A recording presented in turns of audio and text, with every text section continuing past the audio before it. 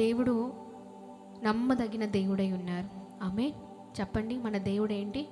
నమ్మదగిన దేవుడు. అవునా? నమ్మదగిన దేవుడా కాదా? లేకపోతే నమ్మిన వారిని వదిలిపెట్టే దేవుడా? ఎంతమంది నమ్మదగిన దేవుడు అంటారు? దేవుడు నమ్మదగిన దేవుడు. మనము చేయి విడిచిపెడతామేమో కానీ దేవుడు చేయి విడిచే దేవుడు కాదు. ఆమె చెప్పండి, పక్కన్న వారికి చెప్పండి. మనము చేయి విడిచిపెడతామేమో, దేవుడు చేయి విడిచిపెడతామేమో కానీ అమ్మా, దేవుడు మాత్రం మనల్ని విడిచిపెట్టే దేవుడు కాదమ్మా. ఆయన నమ్మదగిన దేవుడు అని చెప్పండి. మన దేవుడు నమ్మదగిన దేవుడు. మన దేవుడు చెప్పాలి, మన దేవుడు నమ్మదగిన దేవుడు. ఆమేన్. గట్టిగా చప్పట్లు కొడుతూ ప్రభు నామాన్ని మరొకసారి మహిమ పరుద్దాం. హల్లెలూయా. చూద్దాం చక్కనైన మాటలు. మనము దీవించబడాలంటే, మనం ఫలించబడాలి అంటే, మనం ఒక ఉన్నత స్థితిలో ఉండాలి అంటే దేవునికి వేరేగా ఉండి వ్యతిరేకంగా ఉండి మనం ఏమీ చేయలేం.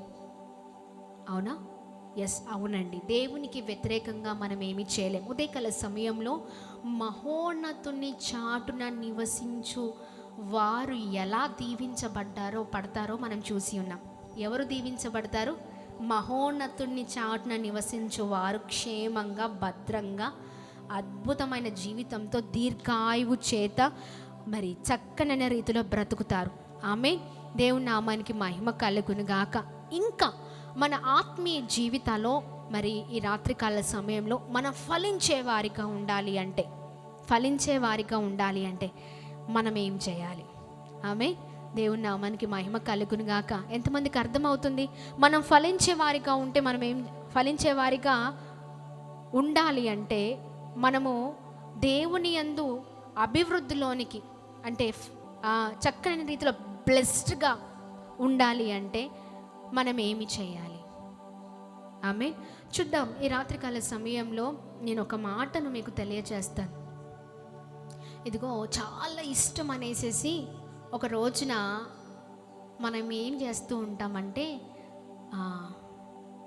గార్డెన్ అంటే ఏదైతే పూల తోట ఉందో ఆ తోటలో నుంచి ఒక అందమైన చెట్టును తీసుకొచ్చాం. అయితే ఆ పూల తోటలో ఉన్న అందమైన చెట్టుతో పాటు ఒక ఏంటి అంటే పూలనిచ్చే చెట్టు, ఇంకొకటేమో చక్కని ఫలాన్నిచ్చే చెట్టును తీసుకొచ్చాం. అయితే ఈ రెండు మొక్కల్ని మనం నాటామండి. ఎంతో ప్రేమగా మన గార్డెన్లో మనం అది పెట్టుకున్నాం. అయితే మనము ఆశించేది ఎలా ఉంటుంది? ఏమని ఆలోచిస్తాం? మన ఆశ ఎలా ఉంటుందో చెప్పండి. మనం చాలా చక్కగా ప్రేమించి అన్నిట్లో ఒక మంచి కలర్ ఉన్న ఒక చెట్టుని, అంటే ఒక పువ్వు పూసే ఒక చెట్టును తీసుకొచ్చి, అలాగనే ఒక మంచి ఫలాన్ని ఇచ్చే చెట్టును తీసుకొచ్చి ఇంట్లో పెట్టుకొని మనము దేని కొరకు ఎదురు చూస్తూ ఉంటాం చెప్పండి? అది చక్కనైన పువ్వులు ఇవ్వాలని, లేదా చక్కనైన రీతిలో పెట్టిన రెండవ చెట్టు ఏదైతే ఉందో చక్కని ఫలాలు ఇవ్వాలని చూస్తూ ఉంటాం.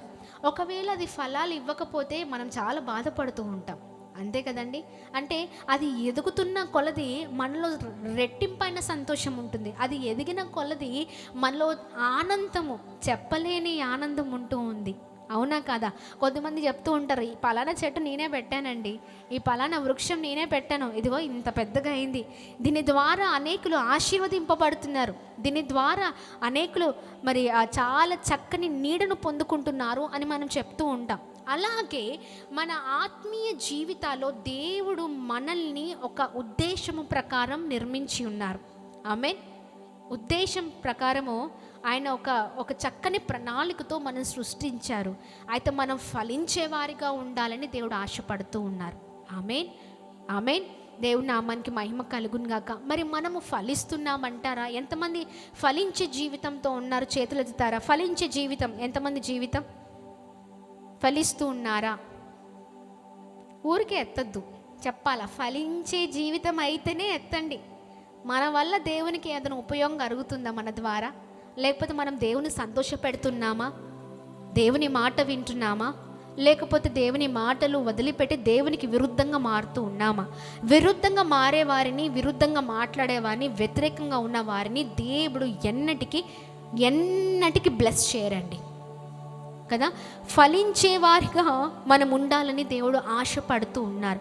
అయితే మనము ఫలించే జీవితంతో దేవుని నామాన్ని మహిమపరుస్తూ ఉన్నామా? ఈ రోజున దేవుని నామాన్ని మహిమపరుస్తున్నామా, లేకపోతే దేవుని నామాన్ని హేళనగా మారుస్తున్నామా? మన జీవితం ఫలించే జీవితంగా ఉండాలని ఆశపడుతున్న దేవుడై ఉన్నారు. అయితే చక్కని సంబోధనతో, చక్కని ఉపమానముతో దేవుడు అద్భుతమైన రీతిలో కొన్ని విషయాలను మనకి రాత్రికాల సమయంలో తెలియజేస్తూ ఉన్నారు. అయితే చాలామందికి అంత బైబిల్ చాలా చక్కగా చదివి బైబిల్ అంతా నమిలేసిన వారు ఉన్నారు. అంతేనా? అన్నీ తెలుసు, A to Z తెలిసిన వారు ఉన్నారు. ఇది ఇక్కడ ఉంటుంది, పలానాది పలానా చోటు ఉంటుంది, పలానా బైబిల్ వర్స్ ఇక్కడ ఉంటుందని అద్భుతంగా నోటితోనే చెప్పేసేవారు, అనార్గళంగా మాట్లాడేవారు చాలామంది ఉన్నారు. కానీ మన జీవితాలు పాటించే జీవితాలుగా ఉండట్లేదు, చెప్పడం వరకే. అంతేనండి? చాలామంది చెప్తారు, చెప్పడం వరకే, కానీ పాటించరు. జీవితాల్లో అది ఉండదు. ఈ రోజున ఫలించే వ్యక్తులముగా మనం ఉండాలి. ఆమేన్. ఫలించే వ్యక్తులముగా ఈ 21 రోజు ఉపవాస ప్రార్థనలో మనల్ని మనము సరి చేసుకొని ఫలించే వ్యక్తులముగా మారిపోవుదుముగాక. ఆమేన్. ఈ 21 days ఫాస్టింగ్ ప్రేయర్లో ఒకటే, దేవా నన్ను సరిచేయండి, నేను ఫలించే కుమార్తెగా ఉండాలని ప్రార్థన చేయండి. ఆమేన్. బాబుని పట్టుకోండి. ఎలా ఉండాలండి? ఫలించే వారిగా ఉండాలని ప్రార్థన చేయండి. చూడండి, యోహాను సువార్త 15వ అధ్యాయము 1 నుంచి మనం చదివినట్లయితే చక్కని మాటల్ని ఇక్కడ మనం చూస్తూ ఉంటాం కదండి.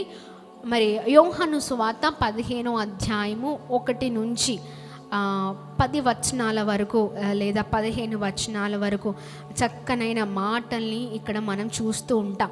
ఫలించు అనే మాటల్ని మనం ఎక్కువగా ఇక్కడ చూస్తూ ఉంటాం. చూడండి, నేను నిజమైన ద్రాక్షవల్లిని, నా తండ్రి వ్యవసాయకుడు, నాలో ఫలింపని ప్రతి తీగను ఆయన తీసి పారవేయును. ఫలించు ప్రతి తీగ మరి ఎక్కువగా ఫలింపవలనని దానిలోని పనికి రాని తీగను తీసివేయును. నేను మీతో చెప్పిన మాటను బట్టి మీరిప్పుడు పవిత్రులై ఉన్నారు. నాయందు నిలిచియునుడి, మీ యందు నేను నిలిచియుందును. తీగె ద్రాక్షావళితో నిలిచి ఉంటేనే గాని తనంతట తానే ఎలాగూ ఫలింపదో అలాగే నాయందు నిలిచి ఉంటేనే కానీ మీరును ఫలింపరు. ద్రాక్షావళిని నేను, తీగలు మీరు.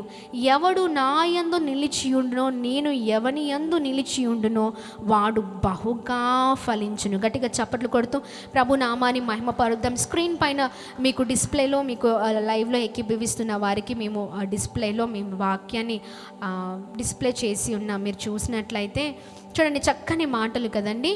ద్రాక్షావల్లి ఎవరు?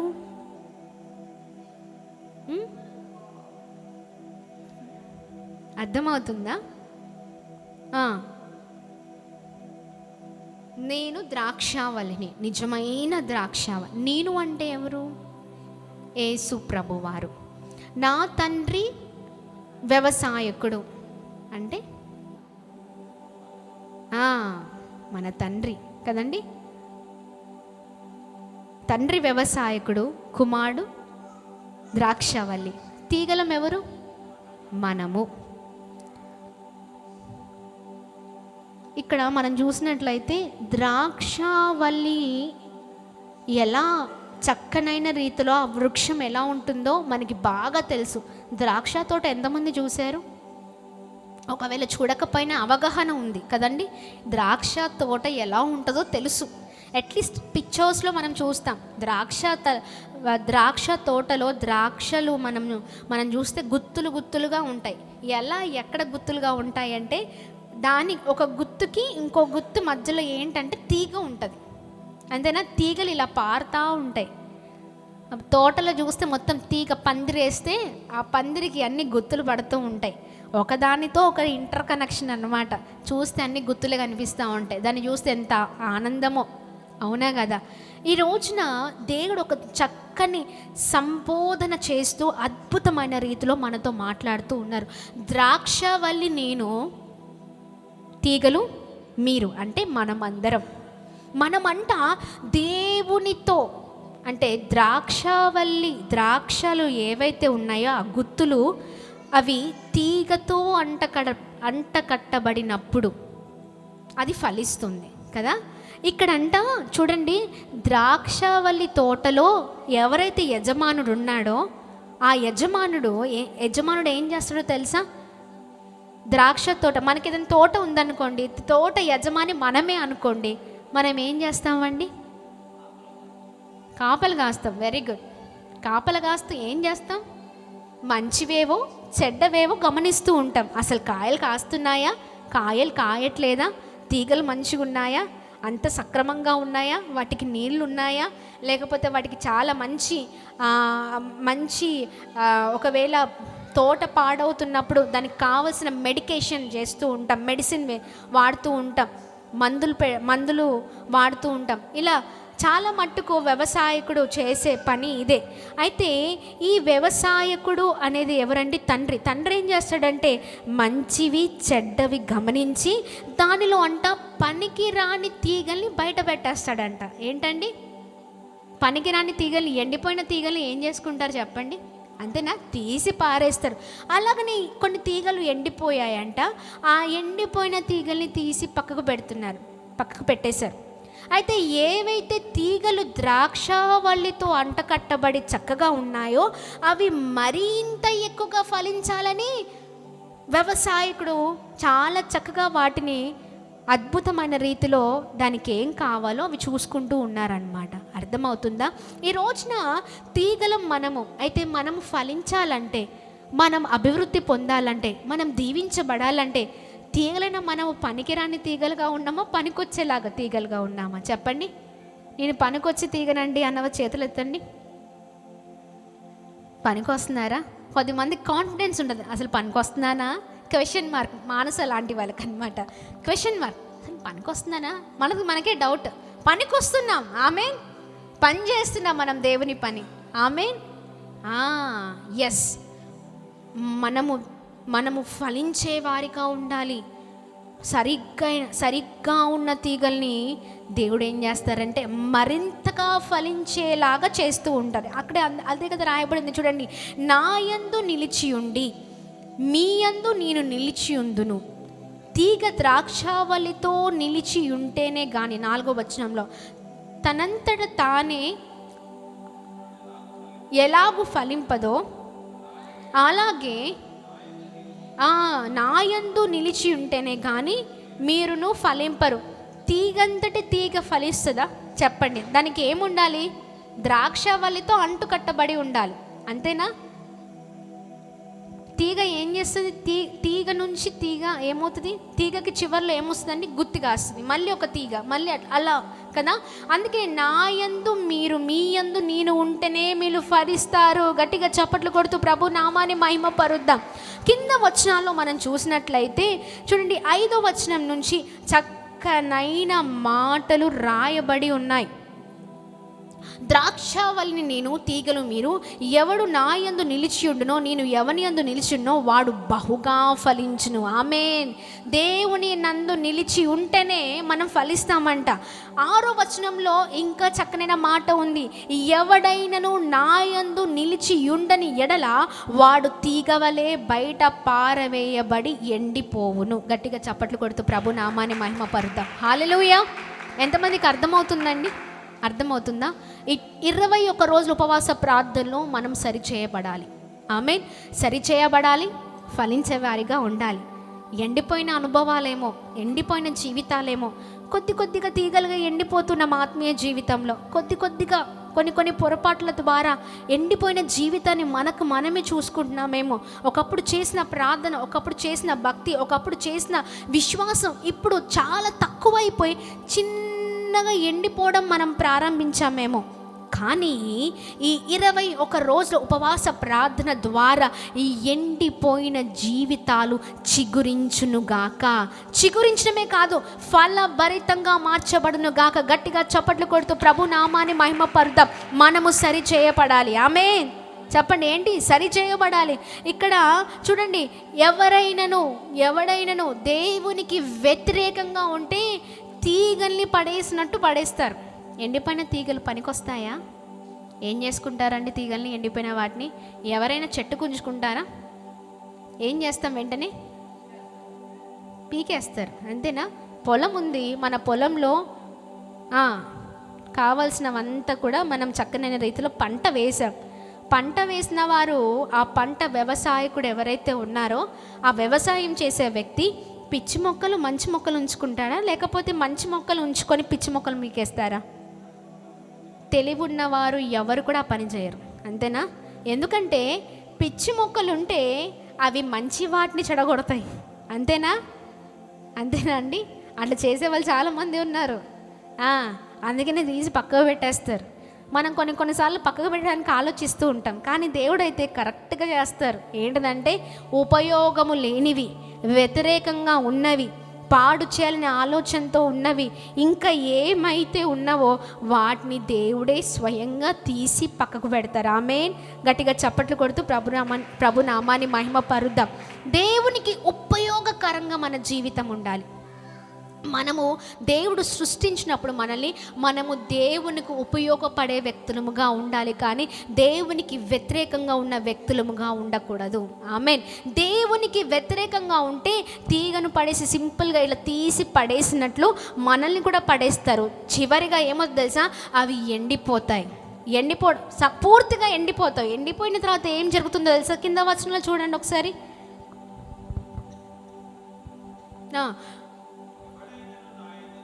ఎవడను నా యందు నిలిచి ఉండని ఎడల వాడు తీగల వలె బయట పారవేయబడి ఎండిపోవును. మనుషులు అట్టి వాటిని పోగు చేసి అగ్నిలో పారవేతురు, అవి కాలిపోవును. ఎండిపోయిన వాటిని ఒక దగ్గర పెడతారు, తర్వాత ఏం చేస్తారండి చెప్పాలా? తీసుకొచ్చి షోకేస్లో పెట్టుకుంటారా? చెప్పండి. ఉపయోగం లేనివి ఎప్పుడైనా కాల్ చేస్తాం. ఇంట్లో వేస్ట్ సామాన్లను ఏం చేస్తాం చెప్పండి? కాలు పెడతారా, ఉంచుకుంటారా? ఉంచుకునే మహానుభావులు చాలామంది ఉన్నారు, అంతేనా? వేస్ట్ సామాన్లను ఏం చేస్తారు? తీసి పడేస్తారు, అంతేనా? ఉపయోగం లేనివన్నీ తీసి పక్కకు పెడతాం. దాని తర్వాత ఏమవుతుందండి?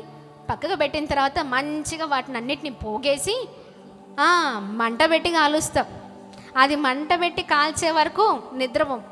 మంట పెట్టి కాల్చిన తర్వాత అప్పుడు తృప్తి, అమ్మయ్య బరువంతా దిగిపోయింది. ఏం దిగిపోయింది? ఏమంటారండి?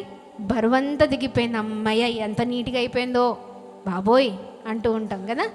అంతే మన జీవితాలు కూడా అంతే. ఎండిపోయిన వారు ఎవరైతే దేవునికి వ్యతిరేకంగా, విరుద్ధంగా, చాలా భయంకరంగా జీవిస్తారో వారిని కూడా దేవుడు చూసి చూసి చూసి చూసి చూసి ఛాన్స్ ఇచ్చి, చాలా విషయాలు దేవుడు అనేకమైన విషయాలు ఛాన్స్ ఇస్తూ ఉంటారు. ఒకసారి, 2 సార్లు, 3 సార్లు, 10 సార్లు, లేకపోతే ఒక 20 సార్లు వేసుకోండి, ఒక 100 సార్లు వేసుకోండి. టైం ఇస్తారు, దేనికైనా టైం ఉంది.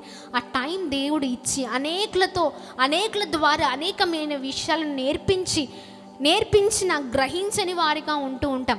చూసి చూసి చూసి పాడైపోయిన తీగగా మనం ఉంటే తీసి పక్కకు పెట్టి దాన్ని తర్వాత ఏమవుతుందంటే పోగు చేసి కాల్చబడతాం.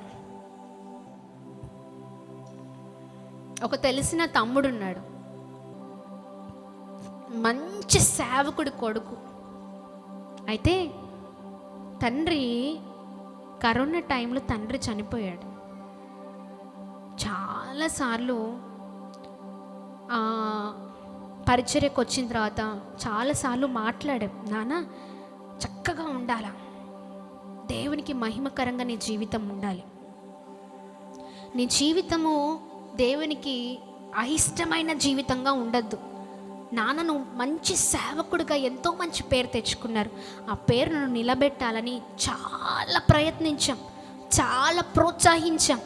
ఎన్ని తప్పులు చేసినా, ఎన్ని చేసినా అయినా నాన్న పోనీలేరా, నువ్వు బాగుండాలా అని చాలాసార్లు క్షమించామండి, చాలాసార్లు ఛాన్స్ ఇచ్చాం. అయినా వాడు మారట్లేదు. మంచి పరిచర్య చేసిన మరి కుటుంబము, కానీ భయంకరమైన అలవాట్లకు గురైపోయాడు. ఎన్నిసార్లు చెప్పి చూసినా మారట్లేదు మారట్లేదు మారట్లేదు మారట్లేదు మారట్లేదు. ఎక్కువగా లోకంలో ఉన్న వాటికి బానిస అయిపోయాడు. ఎక్కడ పడితే అక్కడ అంటే తాగి పడుకుండిపోతాడు. అలా తన ధ్యాసలో తను ఉండడు. దేవుడు ఛాన్స్ ఇచ్చి చివరిగా ఏమైందో తెలుసా? మొన్న లాస్ట్ మంత్ మేము ఒక వార్తను విన్నాం. డిసెంబర్ 16వ తారీఖు యవ్వనస్తుడండి, మంచి టాలెంట్, అసలు చాలా అనార్గళంగా చాలా స్పష్టంగా తన మాటలు ఉంటాయి. తెలుగు చక్కగా మాట్లాడగలుగుతారు, హిందీ మాట్లాడతాడు, ఇంగ్లీష్ మాట్లాడతాడు, ఇంకా మంచి మంచి జ్ఞానం ఉంది, చాలా తెలివిమంతుడు, మల్టీ టాలెంటెడ్ అని చెప్పుకోవచ్చు. ఎవరినైనా ట్యాకిల్ చేస్తాడు, అంత ఉంది. చూసాం చెప్పి చూసాం, నాన్న అట్లా కాదు బిడ్డ, ఇట్లా రా, ఇట్లుండాలి, నువ్వు మంచిగా దేవుళ్ళో ఎదగాలి, నీ జీవితం గొప్పగా ఉండాలి అని ఎన్నిసార్లు తల్లిదండ్రులు లేకపోయినా చెప్పి ఎంత చూసినా తన జీవితం మారలేదు. కానీ చాలా డేస్ తర్వాత ఒక వార్తను మేము విన్నాం. ఏంటో తెలుసా? హఠాత్తుగా ఆయన ఆ యవనస్తుడు డ్రగ్స్ తీసుకొని తాగి డిసెంబర్ 16వ తారీఖు చనిపోయాడనే వార్త విన్నామండి. ఆ వార్త విన్న తర్వాత చాలా బాధ అనిపించింది. చూడు, దేవుడు ఎన్ని ఛాన్సెస్ ఇచ్చాడు కదా, ఎన్నిసార్లు మందలు ఇచ్చాడు. నాన్న, నీ జీవితం ఇది కాదు, నీ జీవితం చాలా మంచి ఫలభరితమైన జీవితం, నువ్వు ఈ లైఫ్ని ఇలా నువ్వు ఉండడానికి వీల్లేదని అనేకులతో దేవుడు తెలియచేశారు. కానీ జీవితం మార్చబడలేదు. దేవుడు ఛాన్స్ ఇచ్చినప్పుడే మారాల. ఇంకా సమయం ఉంది, మన సమయం. ఒక రోజున ఒకవేళ ఈ రాత్రే ముగించబడితే ఏమైపోతాం మనం? ఇదిగో ఏంటి తెలుసా, అంటే వేస్ట్ తీగలు, ఏవైతే పనికి రాని తీగలు తీసి పక్కకు వేసి తగలబెట్టినట్టు, కాల్చి వేసినట్టు మనం కూడా కాల్చి వేయబడతాం. మనము తెలిసిన వారికనే ఇంత దుఃఖపడితే దేవునికి ఎంత దుఃఖం ఉంటుందండి, అవునా కదా? పరిశుద్ధాత్ముని దుఃఖపరచుకుడి అని ఒక దగ్గర ఉంటుంది వాక్యం. ఎంతమంది ఆ వాక్యం చదివారు, విన్నారు? ఎందుకు అలా రాయబడి ఉంటారు? మనం అలాంటి పనులు చేస్తున్నాం కాబట్టి కదా. దేవుని దుఃఖపరిచేవారిగా, ఆయాసపరిచేవారిగా మన ప్రవర్తనతో, మనం ఉంటున్న విధానంతో, మనము చేస్తున్న పనులలో, నడవల్లో, మాటల్లో మనం అలా ఉంటే అది దేవునికి మహిమ కాదు. దేవునికి ఎప్పుడు మహిమ అంటే మనం ఎప్పుడు ఫలిస్తామో అప్పుడే మహిమ. గట్టిగా చప్పట్లు కొడుతూ ప్రభు నామాన్ని మహిమ పరుద్దాం. ఒకవేళ ఎండిపోయిన స్థితిలో మనం ఉన్నామేమో, కానీ ఆ స్థితిని మనము గమనించి మార్చుకోవాలి. ఆమేన్. ఎండిపోయిన జీవితాలను తిరిగి మనము మార్చుకుంటే మన జీవితం చిగురిస్తుంది, అద్భుతంగా మన జీవితం ఉంటుంది. గట్టిగా చప్పట్లు కొడుతూ ప్రభు నామాన్ని మహిమ పరుద్దాం. హల్లెలూయా. కింద వచనాల్లో మనం చూసినట్లయితే 7వ వచనము చదవండి బ్రదర్. 7వ వచనం, నాయందు మీరు మీయందు నా మాటలు నిలిచి ఉండిన ఎడల మీకు ఏది ఇష్టమో అడుగుడి, అది మీకు అనుగ్రహింపబడును. గట్టిగా చప్పట్లు కొడుతూ ప్రభు నామాన్ని మహిమ పరుద్దాం. దేవుని యందు నిలిచి ఉండి అడగాలంట, అప్పుడు మనకి ఏది అడుగుతామో అది దొరుకుతుంది. దేవునికి వ్యతిరేకంగా ఉండి, దేవునికి విరుద్ధంగా ఉండి, అసలు దేవుని మాటలు వినకుండా, దేవుని నిర్లక్ష్యం చేస్తూ, ఎండిపోయిన జీవితంతో ఉండి దేవుడు నాకు ఏం చేయట్లేదు అంటే దేవుడు నిజముగా ఏమి చేయడు. దేవునిలో ఉండి అడగాల. ఆమేన్. దేవునిలో నిలిచి అడగాల. అంతేనా? దేవునిలో ఉన్నప్పుడే మన జీవితాలు ఫలించే జీవితాలుగా ఉంటాయి. దేవునికి వ్యతిరేకమైన, విరుద్ధమైన పనులు చేస్తే ఇంకెక్కడ జీవితం? అందుకనే దేవుడు అంటే మీకు ఏది ఇష్టమో అది అడుగుడి, మీరు బహుగా ఫలిస్తారు. 8వ వచనంలో చూస్తే, మీరు బహుగా ఫలించడం వలన నా తండ్రి మహిమ పరచబడును. గట్టిగా చప్పట్లు కొడదామా?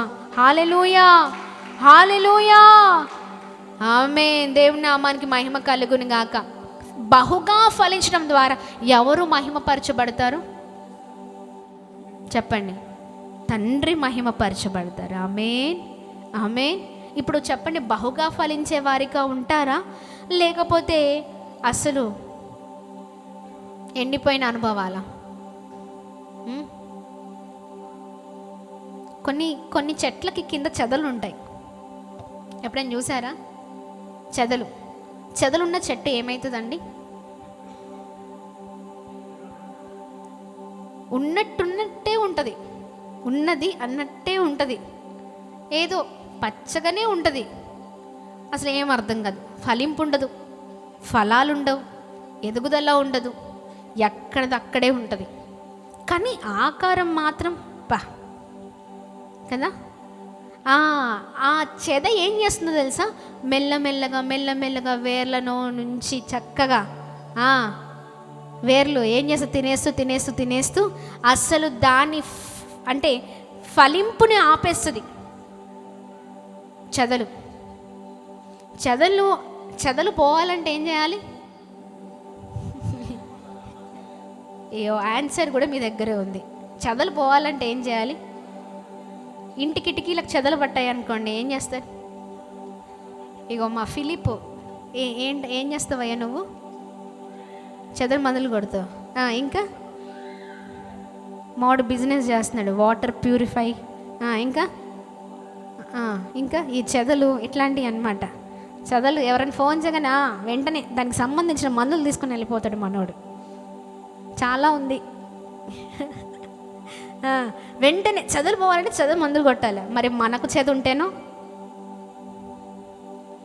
చెదకి చెద మందు కొట్టాలని తెలుసు, మరి మనకు కొంచెం చెద ఉంటే? మనుషులకు చెద ఏంటమ్మా చెప్పాలి? నిప్పంటించుకుంటే తెలివైన ఆన్సర్ అన్నమాట ఇది. దేవుని ప్రార్థన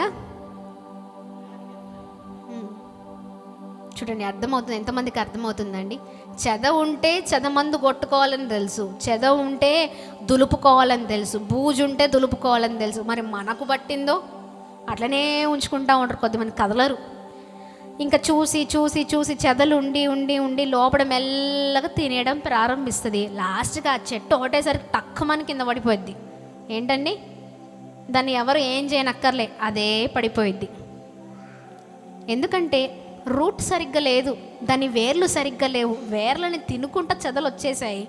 దానికున్న బలం అంతా కూడా బలం పోయింది, ఉన్న బలం పోయింది, ఉన్న ఉజ్జీవం పోయింది, ఉన్న ఉత్సాహం పోయింది, ఉన్న ప్రార్థన జీవితం పోయింది, ఉన్న విశ్వాస జీవితం పోయి అన్నీ పోయి లాస్ట్కి ఒకటేసారి డమాలని కింద పడిపోతారు. అంతేనా? ఆ డమాలని కింద పడితే ఇంకా లేపేవారు ఎవరు ఉండరు. ఎందుకంటే ఇప్పటికే చాలా ఛాన్సెస్ ఇచ్చారు కదా. ఎన్నిసార్లు దేవుడు మాట్లాడుతున్నా అదే ఎండిపోయిన జీవితం. కొత్త సంవత్సరంలో ఎంతమంది వాగ్దానాలు తీసుకున్నారు?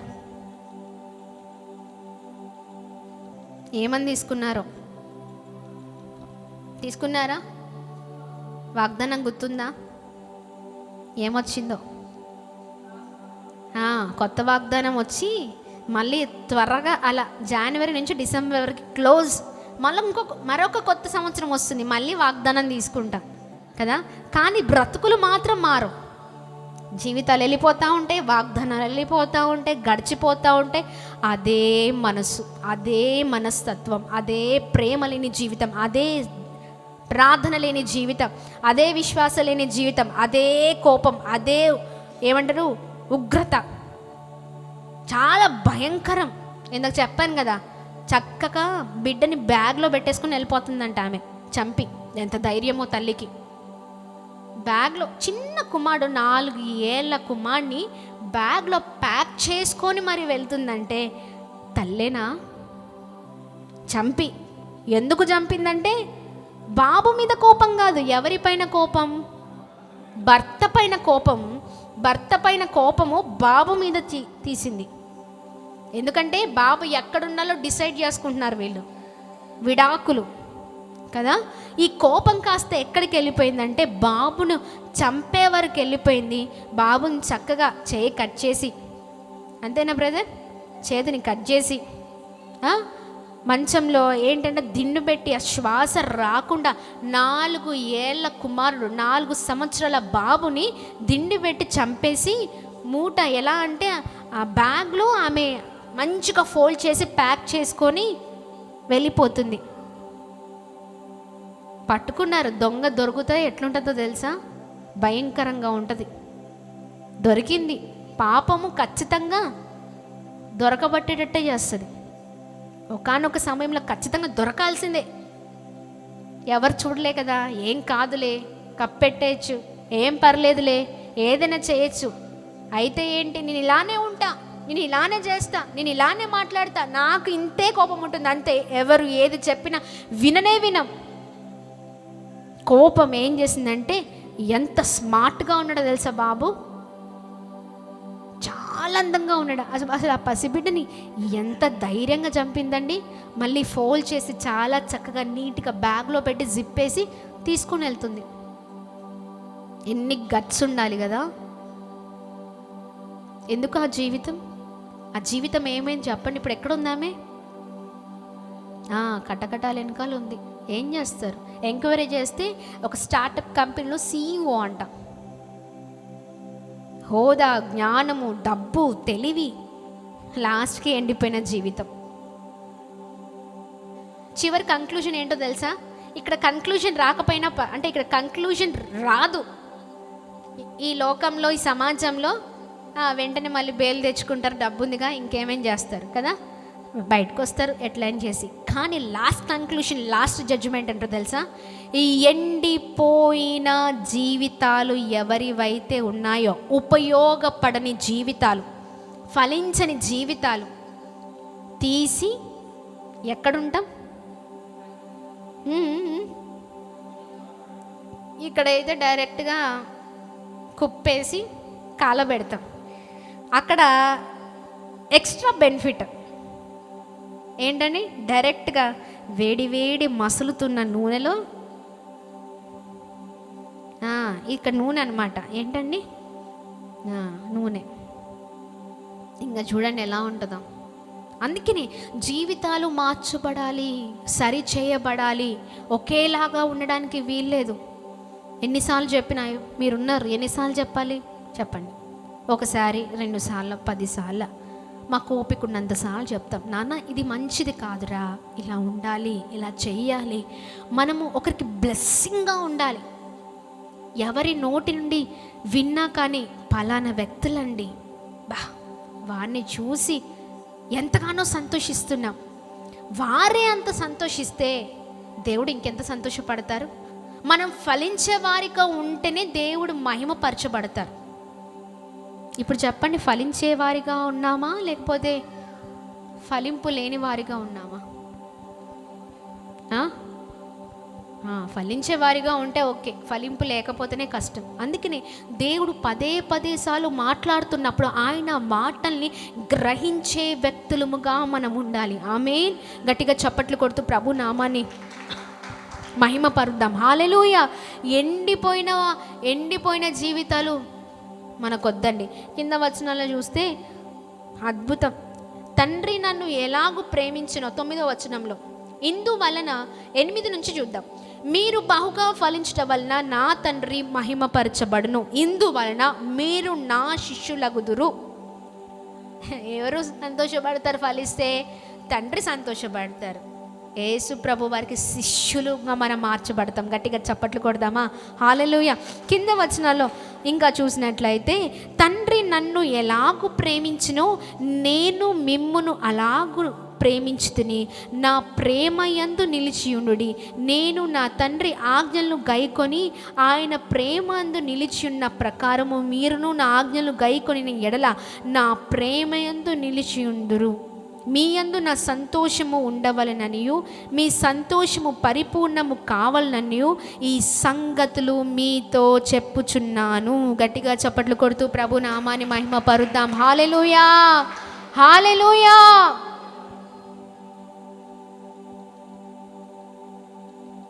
విలువైన మాటలు కదా, ఏంటండి? విలువైన మాటలు. దేవుని యందు నిలిచి ఉండకపోతే చాలా కష్టం. దేవునికి వ్యతిరేకంగా ఉంటే చాలా కష్టం. మనం పరిపూర్ణులుగా కావాలని దేవుడు ఈ రాత్రికాల సమయంలో మనతో మాట్లాడుతున్నారు. ఆమేన్, ఆమేన్. పరిపూర్ణత అంటే ఎంతమందికి తెలుసు? పరిపూర్ణత ఎలా ఉంటుంది? ఆ పరిపూర్ణత కంప్లీట్నెస్. వంకర్లు, టింకర్లు, ఇంకా ఎలా అంటే కొద్దిగా సందు ఉండడం, లేకపోతే కొద్దిగా ఇలా స్లోప్గా ఉండడం. కడతారు కదా, మీరు కట్టేటప్పుడు ఎలా చేస్తారు? సరిగ్గా ఉందా లేదా చూస్తా, అంటే వంకరగా టింకరగా ఉండదు, అంటే సరిగ్గా ఉండాలి. పరిపూర్ణత. చందమామ ఎంతమంది తెలుసండి? చంద్రుడు ఎలా ఉంటారు?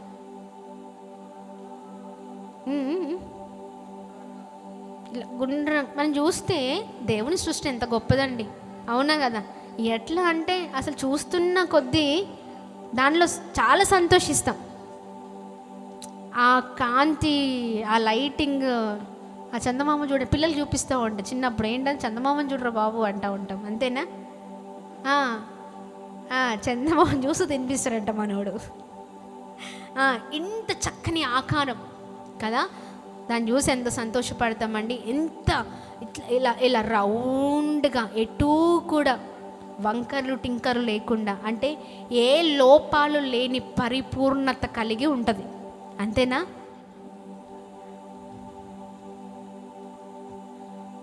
ఇప్పుడు అమావాస్య అంటారు కదా, అమావాస్య తర్వాత మెల్లమెల్లగా సర్కిల్ ఇలా ఫామ్ అవుతుంది. ఏమంటారు దాన్ని?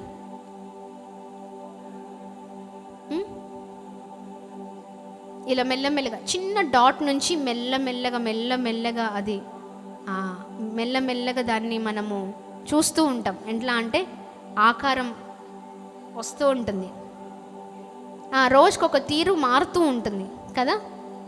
మనం చూస్తే లాస్ట్లో మంచి చంద్రుని మనం చూడగలుగుతాం. నేను ఎందుకు ఈ మాటలు చెప్తున్నానంటే, మనము పరిపూర్ణత కలిగిన జీవితంతో ఉండాలి. ఆమేన్. ఈ వంకర్లు టింకర్లు ఏంటి అంటే, ఏ బలహీనతలు, ఏ భయంకరమైన ఏవి ఉన్నా వాటిని మనము సరి చేసుకోవాలి. మనం సరి చేయబడ్డప్పుడే పరిపూర్ణలు అవుతాం. ఆమేన్. సరి చేయబడ్డప్పుడే పరిపూర్ణత కలిగిన జీవితంతో ఉంటాం. గట్టిగా చప్పట్లు కొడుతూ ప్రభు నామాన్ని మహిమపరుతాం. హల్లెలూయా, హల్లెలూయా, ఆమేన్. దేవుని నామానికి మహిమ కలుగును గాక. ఇంట్లో మురికి ఉంటే మురికిని బాగా బ్రష్ పెట్టి తోమి దాన్ని అది చేసి ఇది చేసి ఆ మురికినంతా బయటికి పోగొడతాం కదండి. కానీ మరి మన హృదయంలో ఉన్న మురికి ఎలా తోమాలి, ఎలా కడుక్కోవాలి, ఎలా శుద్ధిపరచుకోవాలి, సరి చేయబడాలి కదా. అంటే అది ప్రార్థన ద్వారానే జరుగుతుంది. మనము దేవునిలో నిలిచి ఉన్నప్పుడే పరిపూర్ణత, మనం దేవునిలో నిలిచి ఉన్నప్పుడే మన జీవితంలో సంపూర్ణత, మనం దేవునిలో నిలిచి ఉన్నప్పుడే మన జీవితాలు అద్భుతకరంగా ఉంటాయి. గట్టిగా చప్పట్లు కొడుతూ ప్రభు నామాన్ని మహిమపరుద్దాం. హల్లెలూయా, హల్లెలూయా. దేవుని నామానికి మహిమ కలుగును గాక. అప్పుడు మనం ఫలించే వారిగా ఉంటాం. దేవునికి వేరుగా ఉండి, దేవునికి వ్యతిరేకంగా ఉండి, దేవునికి వ్యతిరేకమైన పనులు చేస్తూ, వ్యతిరేకమైన మాటలు మాట్లాడుతూ ఉన్నప్పుడు మనము పనికి రాని వారము. గట్టిగా చప్పట్లు కొడదామా. హల్లెలూయా. పనికొచ్చే పాత్రలుగా మనం మారిపోవుదుము గాక. ఆమేన్. దేవునికి మహిమ తెచ్చే వారిగా ఉందుము గాక, ఫలించే వారిగా ఉందుము గాక. ఆమేన్. ఈ 21 days ఫాస్టింగ్ ప్రేయర్లో మనము సరి చేయబడుదుము గాక. ఏవి ఉన్నా ప్రతిరోజు ఒక్కొక్క అంశము పెట్టి ప్రార్థించండి. ఆమేన్. ఏ విషయాలలో బలహీనులుగా ఉన్న ఆ విషయాన్ని ఎత్తిపట్టి ప్రార్థన చేస్తూ, దేవా ఈ విషయంలో నన్ను సరిచేయండి అయ్యా, ఎండిపోయిన జీవితంతో నేను ఉండద్దు, ఎండిపోయిన అనుభవం నా జీవితంలో నేను చూడద్దు, నేను ఫలించాలి, అనేకులకు ఆనందాన్ని ఇవ్వాలి, ముఖ్యంగా మిమ్మల్ని మహిమపరిచే కుమారుడిగా కుమార్తెగా ఉండాలయ్యా అని ప్రార్థన చేసే అనుభవంలోనికి మనం వెలుదుముగాక. ఆమెన్. గట్టిగా చప్పట్లు కొడుతూ ప్రభు నామాన్ని అందరం కలిసి మహిమపరుద్దాం. రాత్రికాల సమయంలో దేవుడు మనల్ని ప్రేమిస్తున్నారు కనుకనే దేవుడు ఈ రాత్రికాల సమయంలో మనతో మాట్లాడుతూ ఉన్నారు. ఆమెన్. మరొకసారి హెచ్చరిస్తున్నారు, మనం ఎలా ఉండాలో దేవుడు తెలియజేస్తున్నారండి. ఇంకను మన జీవితాలు మార్చుకోకపోతే మన నడవడి, మన మాట తీరు, కొద్దిమంది మాటలు ఎలా ఉంటుందో తెలుసా? ఏంటి నువ్వు చెప్తే నేను వినాలా? ఏంటండి నువ్వు చెప్తే నేను వినాలా? ఇంతే. భద్రాచలం నుంచి వచ్చాం మేము. ఎక్కడి నుంచి? ఇంతే ఉంటాం. అరే నాన్న అలా కాదురా, అలా లేదు, ఇలానే మాట్లాడుతాం. ఆ మాట కూడా బాబోయ్ ఒకరిని భయపట్టించేటట్టే ఉంటుంది మాట కదండి. ఇట్లనే ఉంది, ఇట్లనే ఉంటా అంతే, బరాబర్ ఇట్లనే మాట్లాడతా కదా, ఇంతే చేస్తా. బ్రదర్ అలా కాదండి, బ్రదర్ మీరు ఇలా ఉండద్దు, ఇలా ఉండద్దండి అంటే, సిస్టర్ బ్రదర్ మీకేం తెలుసు, అంతేనా? ఇంకా అంతే ఇంకా చాప్టర్ క్లోజ్. చూసి రోజు వస్తుంది, ఆ రోజు అయ్యో బాబోయ్ అని మొత్తుకున్న మనల్ని కాపాడేవారు ఎవరు ఉండరు. అందుకని చాలా జాగ్రత్తగా ఉండాలి. ఈ 21 days ఫాస్టింగ్ ప్రేయర్, ఈ ఉపవాస ప్రార్థనలో మనము సరిచేయబడాలి. విడిచిపెట్టవలసినవి అన్నీ విడిచిపెట్టి దేవుని పట్టుకుంటే బ్రతుకులు మార్చబడతాయి. ఆమేన్. విడిచిపెట్టకుండా నువ్వు ఎంతగా ప్రార్థించినా, ఎంతగా దేవుని పనులు చేసినా దండగా అంతే. ఈ సమయంలో అందరం కలిసి ప్రార్థనలో ఏకీభవిద్దాం, ప్రార్థన చేద్దాం. షాలేం బ్రదర్ ముందుకొచ్చి మనల్ని ప్రార్థనలో నడిపిస్తారు. చివరి ప్రార్థనలో ఏకీభవిద్దాం. దేవుడు అద్భుతమైన రీతిలో ఈ 21 days ఫాస్టింగ్ ప్రేయర్ 2వ రోజున అద్భుతంగా మాట్లాడి ఉన్నారు.